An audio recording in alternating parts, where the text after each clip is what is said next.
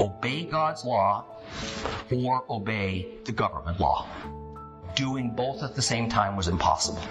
So the idea that this was a late writing becomes further exposed as the dishonest product of a secular, humanist, enlightenment agenda as we carefully examine each point. If we believers can just once again accept the entire biblical truth taken from this holy writ itself, now we have again a ready and crystal clear definition of what morality is and what it is not. And I hope that is an attitude that will permeate the thoughts and the lives of all who are listening to this message, because day by day, the government intrusion into our faith becomes deeper and wider. We have choices to make, just as Daniel did. So, what are believers to do when our government makes a law that directly contradicts God's law? Daniel chapter 6 continues that part of the book that was written in Aramaic. So we find that the focus is on the Gentile captors of Judah. And those captors have now transitioned from the Babylonians to the Media-Persian coalition. In other words, it's transitioned from the head of gold to the chest and arms of silver, as predicted by Nebuchadnezzar's dream statue made of 4 different metals. Now, the first Media-Persian king was Darius. And as we discovered last week, it appears that he was appointed into his position as a king by someone who had higher authority. And all paths point to that person as Cyrus II, also known as Cyrus the Great. Now, there's a couple of important points to understand. First is that the Medes and the Persians had for some years become more than allies. They were separate kingdoms, but they cooperated closely together in their imperial aspirations. In fact, we find that the last few generations of the line of Median kings, which was Darius's royal line, shared a common patriarch with the last few generations of the line of Persian kings, Cyrus's royal line. And that patriarch was a fellow named Cispus. This ancestral tie is no doubt the basis for this unusually tight relationship between the Medes and the Persians. And second is that every record discovered, whether it's Babylonian, Persian, Median, Greek, chronicles that the fall of Babylon into the hands of the Medes and Persians was led by Cyrus. He's given credit for the conquest. So it seems clear that for whatever his political purpose, Cyrus appointed a member of the Median royal family to be the king over the former Babylonian Empire. It's also important to understand that when Cyrus conquered Babylon, it essentially joined together the former Babylonian Empire with the kingdom of Media and the kingdom of Persia. And that wound up forming an even more expansive empire. However, there is no indication that Darius was king over this gigantic new combined empire. Rather, it seems that he was king only over the portion that used to be the Babylonian Empire. The kingdoms of Media and Persia apparently were not included under his rule. Rather, it seems that Cyrus controlled those two kingdoms personally, as well as the newly formed empire in its totality. So even though Darius was given the title of king, he functioned a lot like Joseph did when he was the vizier of Egypt under Pharaoh. Thus, while Darius had a great deal of autonomy, in the end he was still under and beholden to Cyrus. And Darius began his career of king. As he began his career as a king, he decided to set up the government of his portion of the empire by dividing it up into 120 districts, each of them controlled by an administrator that our Bible, complete Jewish Bibles, call a viceroy. And these 120 administrators were divided into 3 groups. And each of these groups reported to one of the 3 chiefs, who then reported to Darius. Daniel was appointed as one of those 3 chiefs. However, Daniel was so skilled in his job, and his reputation was so impeccable, that Darius let it be known that he was considering making Daniel the chief of chiefs, essentially making him second in command to King Darius. This didn't settle well with the other 2 chiefs and some number of their loyal viceroys, so they decided that they had to discredit Daniel. However, since Daniel was the epitome of administrative and moral perfection, they couldn't find the slightest cause to bring complaint against him. So they did something clever. They convinced the king to sign into law an empire-wide decree that Daniel couldn't possibly obey. So let's reread a portion of Daniel 6. And if you have a complete Jewish Bible, that's on page 1107.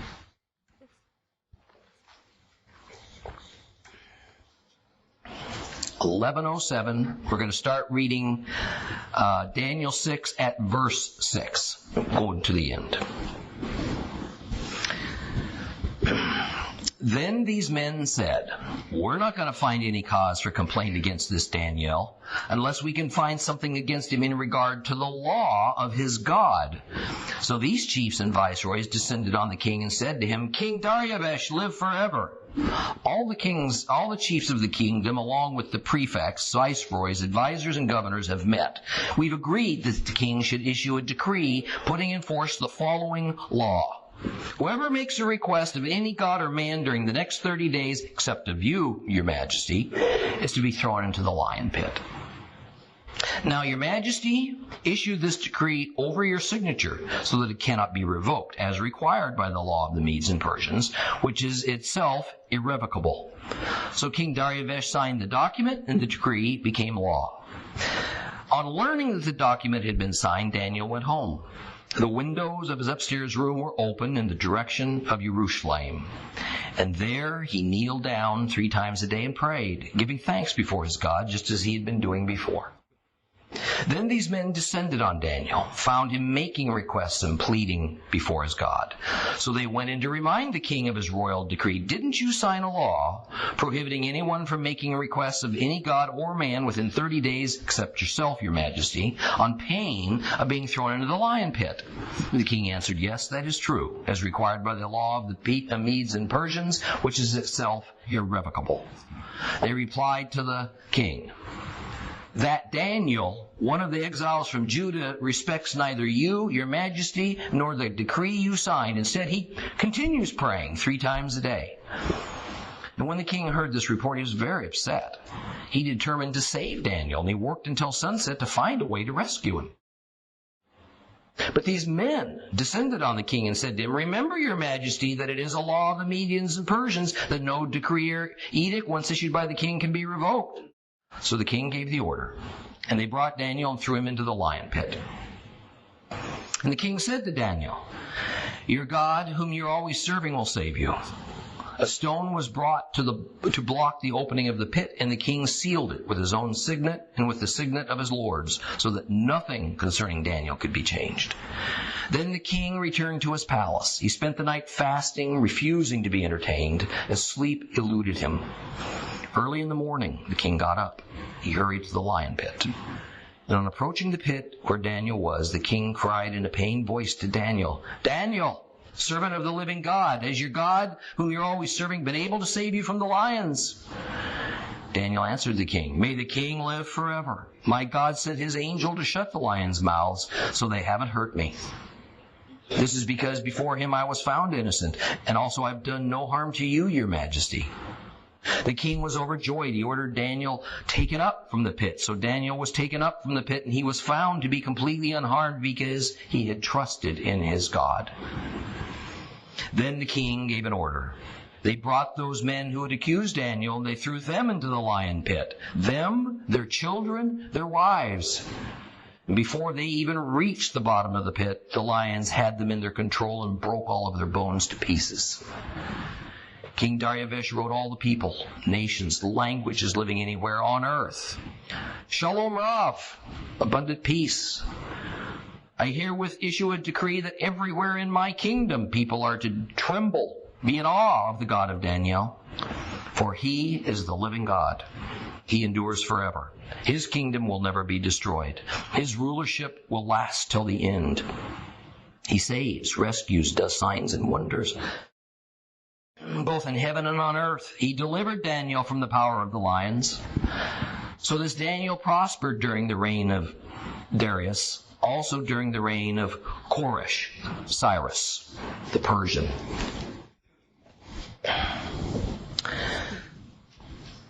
Verse 6 says that the means to deposing Daniel will be to force him to do something that conflicts with the law that they want the king to sign. Because it'll then also conflict with the law of Daniel's God. And when he does what they know he's going to do, which is to obey the law of his God over the law of the king, they'll finally have that cause to get rid of him. What law of Daniel's God are they talking about? It's obvious, the law of Moses, the Torah law. Now, we shouldn't think that these chiefs knew much of anything about the law of Moses. Rather, this is meant in the sense that all God's systems have their own unique set of laws, and they were well aware that perhaps the most unique, the most visible law among the Jews was that they had only one God to worship. And that God didn't allow the worship of any other gods.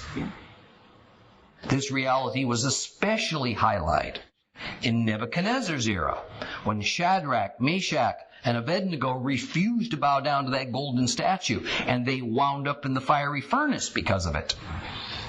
But the point I want to make for the moment is that in the Bible, when the term the law is applied to the Hebrew people or in a Hebrew context, it's only ever speaking about one thing: the law of Moses, the Torah. And the law that they want to be applied throughout the former Babylonian Empire is that no one is to make a request of any god or man for a full lunar cycle, 30 days, 1 month. What this is referring to is prayer. No one was to bring their prayer directly to their gods or through any holy man who represented their gods. Why the king went along with this is difficult to say. What could possibly have been a legitimate purpose for this new temporary law? After all, while his chiefs did it to try and get rid of Daniel, the story confirms that King Darius had much affection and respect for Daniel and knew that he was loyal. So there must have been some logical pretext for their request that he found reasonable, but none's recorded for us. On the other hand, from a cultural standpoint, there indeed was logic to what these conspirators suggested. In the ancient Middle East, a king was seen as the earthly representative, if not the actual embodiment, of that nation's gods. So the idea is that for 30 days, Darius will be the sole earthly representative of the gods who could be approached by anyone in the empire for any reason. Perhaps the idea was to mimic what Nebuchadnezzar did when he ordered that everyone in the empire was to bow down to that golden statue or risk being thrown into the furnace. That edict was meant as a means for all of his subjects, all of Nebuchadnezzar's subjects, to declare allegiance to the Babylonian Empire, while making it clear that despite the many kingdoms and many nations that formed his empire, having their own unique set of gods, Nebuchadnezzar overrode them all. Thus, it was not that anyone's gods were to be renounced, they weren't even to be disrespected. And this was not a law strictly pointed at the Jews. Everybody was to follow it. But it did affect the Jews the most, because the Torah law didn't permit their worshiping or accepting any other god than Jehovah, even though in practice we know they did so regularly. The Gentile people of that era, well, they didn't have any problem accepting everyone else's gods, right along with their own. But one of the subtleties of this passage is in verse 9, when these chiefs want the king to sign his name to the decree. And this is because, according to the Median Persian law, when the king signed a decree, as opposed to merely orally declaring it, the law became irrevocable, written in stone. We find the same situation regarding the Jewess Esther, as she was still residing in Persia. Listen to Esther 1:19. If it pleases the king, let a royal order to go out from him, and let it be written among the laws of the Persians and the Medes, so that it can't be altered. That Vashti is to never again come before King Ahasuerus, and let the king give her royal position to another who's better than she. Verse 11 says that Daniel heard of the law. He went home, and he promptly ignored it. He did what he normally did. He prayed to the God of Israel 3 times per day, near a window that faced Jerusalem. Now, we're not to take from this that Daniel tried to make a spectacle of himself or tried to draw attention. He wasn't trying to make a point. He sure wasn't trying to become a martyr.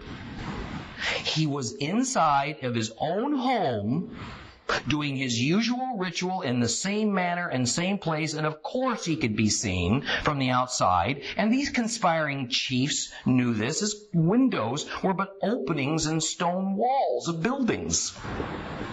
And by the way, it's from this passage that the Hebrew tradition was formed, that wherever possible, synagogues around the world are to be constructed so that they face Jerusalem. This is yet another proof in itself that the book of Daniel is not only valid and truthful, because the Jews have memorialized Daniel praying towards Jerusalem in their religious thought and in their architecture. And this tradition was established before Yeshua's day, only a century or so after the liberal Bible critics claim that this fictitious book was written. Would the Jewish people do that if they well knew or even suspected that Daniel was a fraud? The Jewish people themselves would obviously have known whether this was a new book or an older book. And of course they would have known if it referred to Antiochus Epiphanes. That's what liberal Bible critics says it does. Or to the Jews' time in Babylon, as the book itself purports. So the idea that this was a late writing from the era of the Maccabees, about 165 BC, becomes further exposed as the dishonest product of a secular, humanist, enlightenment agenda, as we carefully examine each point. Well, verse 12 tells us that, of course, the co-conspirators hung around outside Daniel's window. Then they finally spotted him praying. And they immediately ran off to the king, reminding him that he had signed an irrevocable law that prohibited such a thing as praying for 30 days. Darius confirmed that the law couldn't be rescinded, couldn't be changed. and he was downhearted to learn that the violator they brought to him was none other than Daniel. Now let's pause to consider an aspect of this story that shouldn't go unnoticed.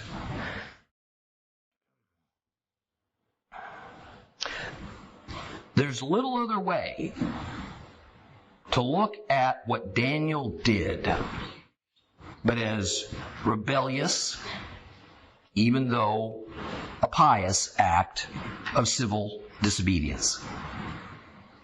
He knew of the decree. He had a clear choice.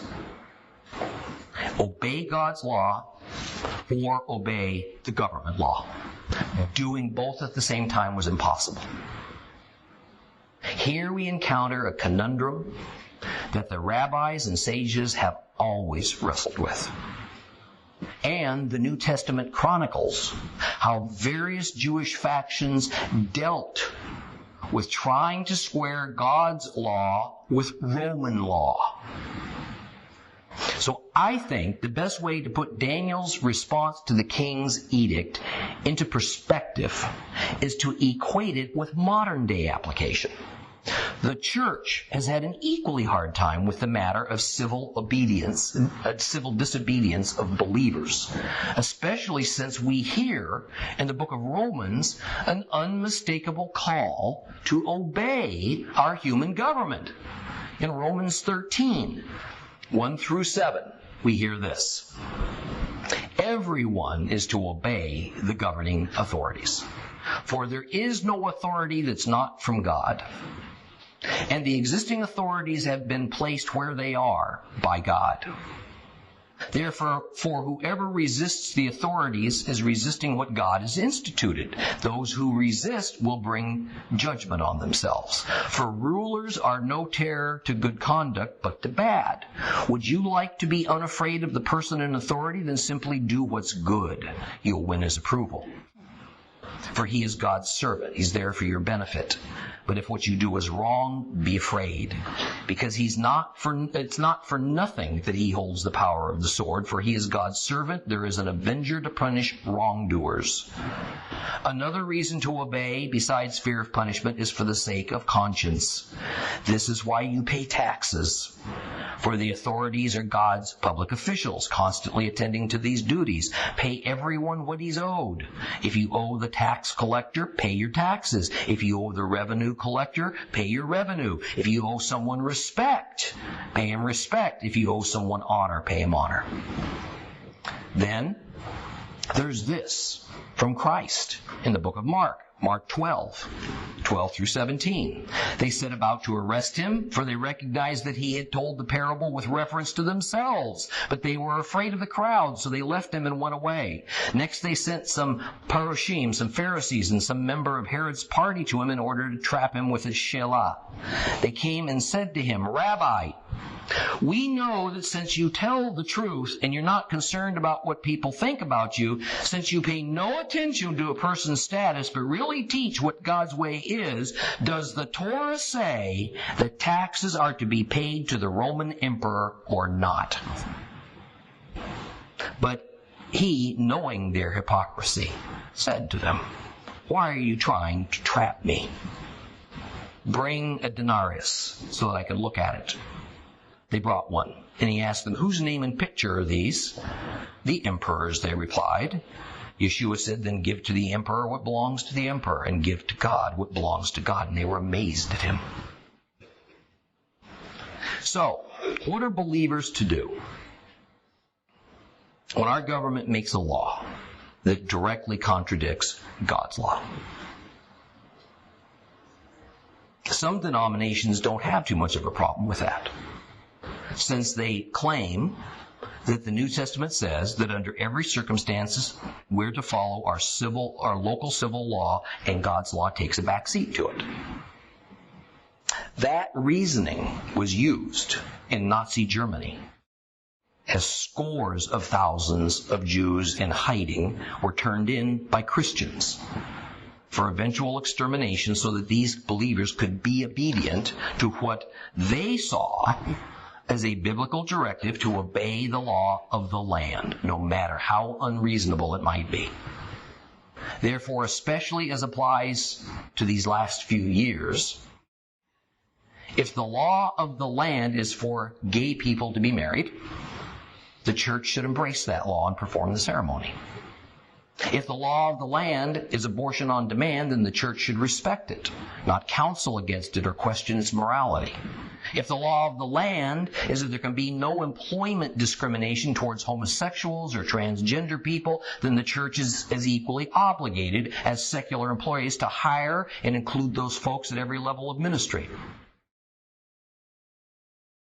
Canada has taken it so far as to make it illegal for pastors, even inside the closed doors of their churches, to teach their congregations that God is against immoral sex.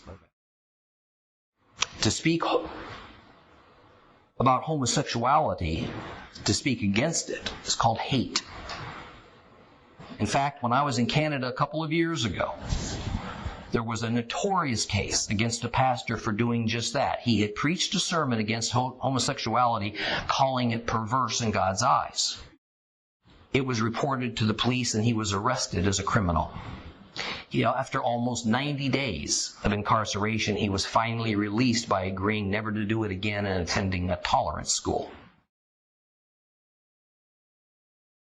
Now, most any believer in America, over about 50 years old, looks around today and feels that it's getting harder and harder to recognize our nation.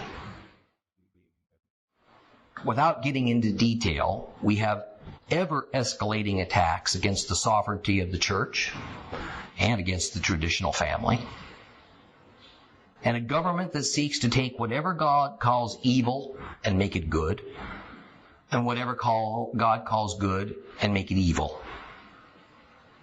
How ought we to respond? Do we respond at all?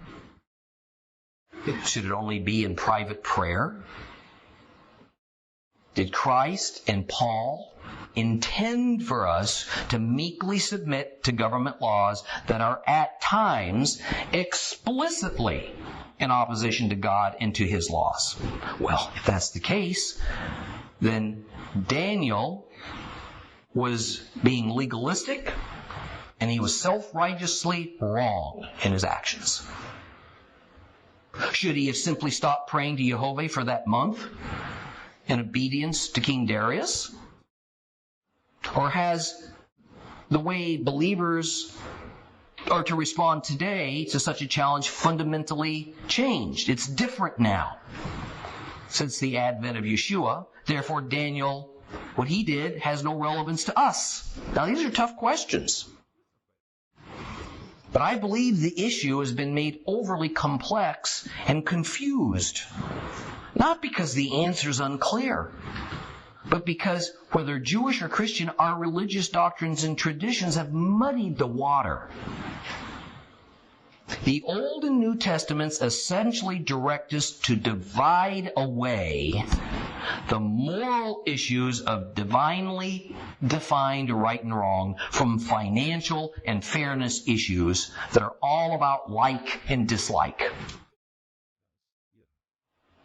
Put it another way, there is a clear dividing line between moral choice and personal preference.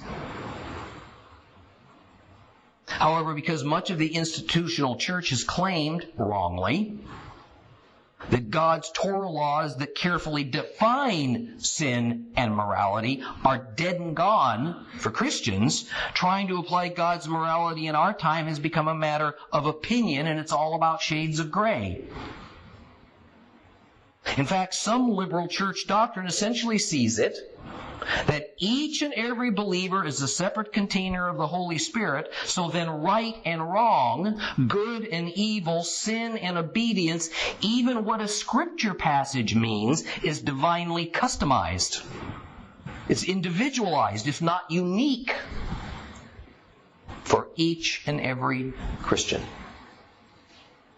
And if whatever cultural definition of love is invoked in every case, if that situation's brought up, everything's about love, well, all bets are off.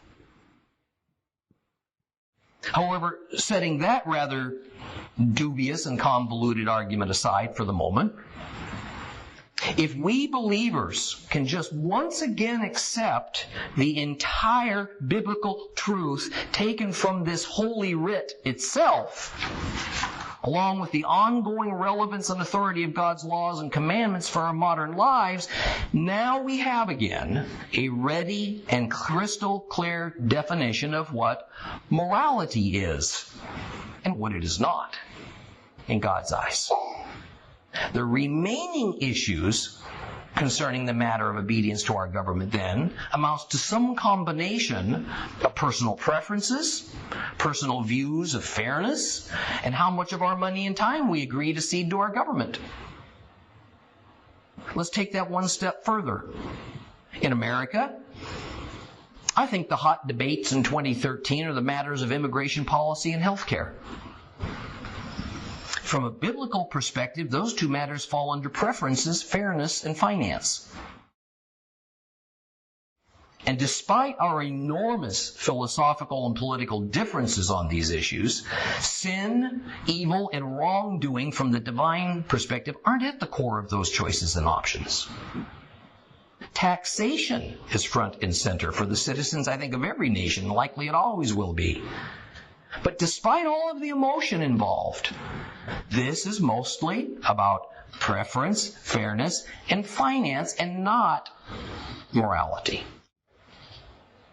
I'm confident that both the Old Testament and New Testament make it clear that it is the non-moral issues that are being contemplated when it comes to believers obeying our human governments. The non-moral issues. Therefore, if our government demands a huge portion of our income as taxes, God would have us pay it, no matter how painful. If our government enacted a law to allow non-citizens to vote, for non-citizens to have free public education, free health care, etc., then we ought to obey it, no matter how unfair we might find such a thing. At least in America, we have an opportunity to elect people to change those laws. But until that happens, we obey those laws. But what about the moral issues? Homosexuality, marriage, adultery, abortion. What about contraception for our daughters, given without parental permission in our public schools? What about the so-called morning after pill that's now available to any aged girl without a prescription and the seller being legally bound to keep the transaction secret from that girl's parents? Sex education, forced upon our elementary students, that gives a secular humanist viewpoint only, which inevitably leads to promiscuity and normalizes some types of sexual immorality. Well, Christians like to say, WWJD, what would Jesus do? But in our study of Daniel, we should also ask, WWDD, what would Daniel do? I think the answer is obvious. Daniel, and I also have no doubt Yeshua, would disobey the law of the land if what was demanded was immoral. And it was a direct trespass against the Lord. And then accept the unhappy consequences if need be. And that is exactly what Daniel did when he continued to pray to the Lord, knowing that a gruesome death was the promised outcome of doing that. It is what Shadrach, Meshach, and Abednego did when they refused to declare allegiance to the one world government and to its gods. Okay. And by the way, this is going to be expected of believers, especially when the Antichrist reveals himself. He blasphemes and declares himself to be God, and he orders every manner of immoral and unclean thing to be followed and obeyed. Or is that what you're going to do? Revelation tells us there will be millions of believing martyrs who commit civil disobedience against this one world government, and they accept the deadly consequences. Brothers and sisters, the reality is that our lot as believers, the price we pay to be saved, is to obey God and let the chips fall where they may. That is what taking up the cross and following Christ means. The cross is not a pleasant or a lovely thing. It's an execution stake. The cross is not a front row seat to a life of comfort and ease and fitting in. So we should not expect an easy life as a result of our trust in Yeshua. Now, should we go looking for trouble or for martyrdom? Of course not. We should all seek peaceful lives, to live harmoniously with our neighbors and communities wherever it's possible. But when a government decides, as Germany did recently, that circumcision, for instance, is now deemed mutilation, so it's illegal in all of its forms, such a thing cannot be allowed to stand, nor can it be obeyed, because its intent is obvious. Nor will we at Seed of Abraham Ministries ever stop preaching and teaching God's Word concerning all forms of immoral sex, abortion, the sacred rights and duties of families, to make moral decisions concerning our minor children. And that we will never allow our Judeo-Christian faith to be intruded upon and suffer dilution by pagan, Muslim, Wiccan, or any other faith system, because in our government's eyes, it's needed for tolerance's sake.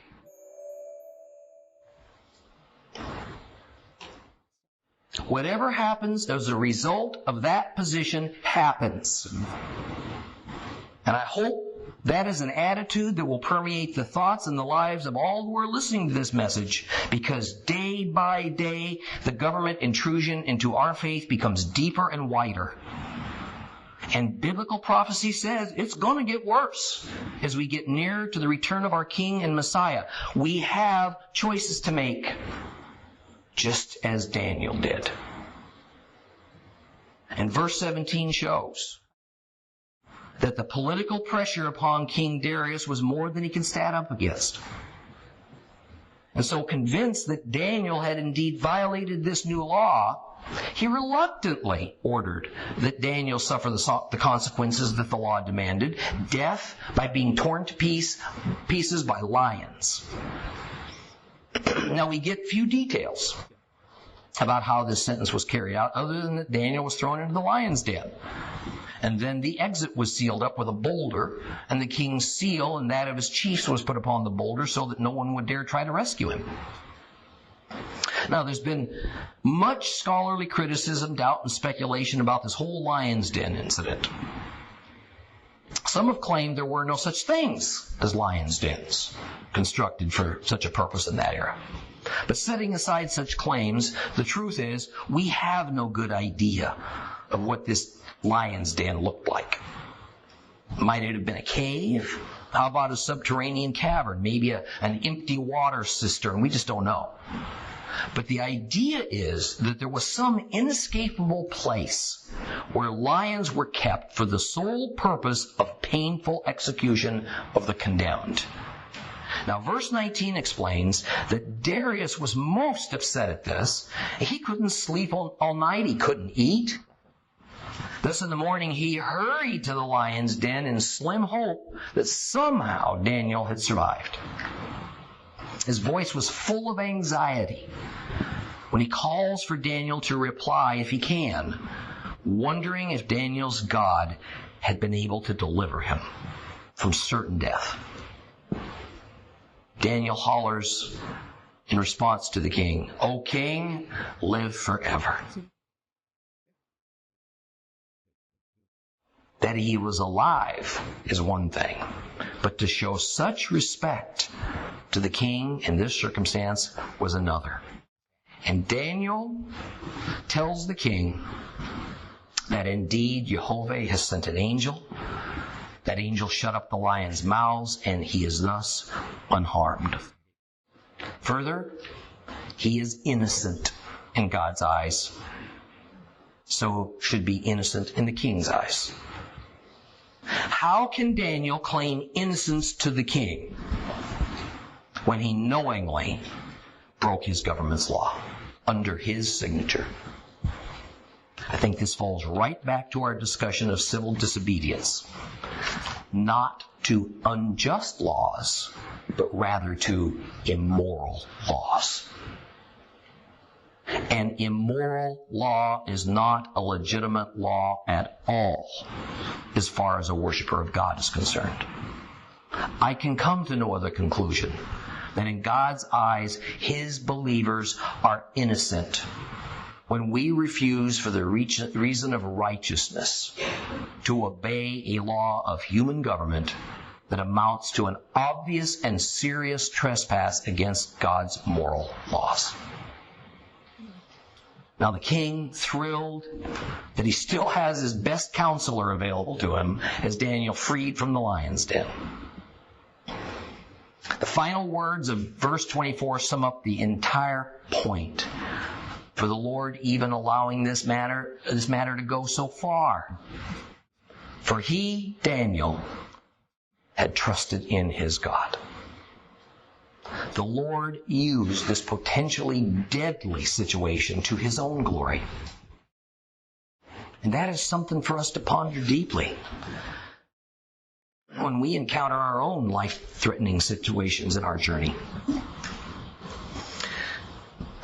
But we're also not to slide right by the miraculous nature by which this transpired. It was a supernatural act of Jehovah, accomplished through the power of a heavenly angel, that the lions didn't harm Daniel. The lions weren't killed. They simply didn't attack and eat Daniel, which certainly would have been their natural instincts. This, of course, is another reason that the Bible critical school cites as this story being only legend and myth, because for them there are no such things as divine miracles. But now, the just execution of the co-conspirators against Daniel is brought about. Those who insisted on the law, those who brought Daniel before the king for sentence, are thrown into the lion's pit. They and all of their families. These same lions that passively sat and laid down while Daniel was in the pit attacked these people and began tearing them apart before they ever even reached the bottom. What a horrible sight that must have been. Yet from a divine perspective, the actual accusers suffered a fate that was just in God's eyes. For it is God's law that those who bear false witness in a capital case are themselves guilty of murder, for which the punishment is death.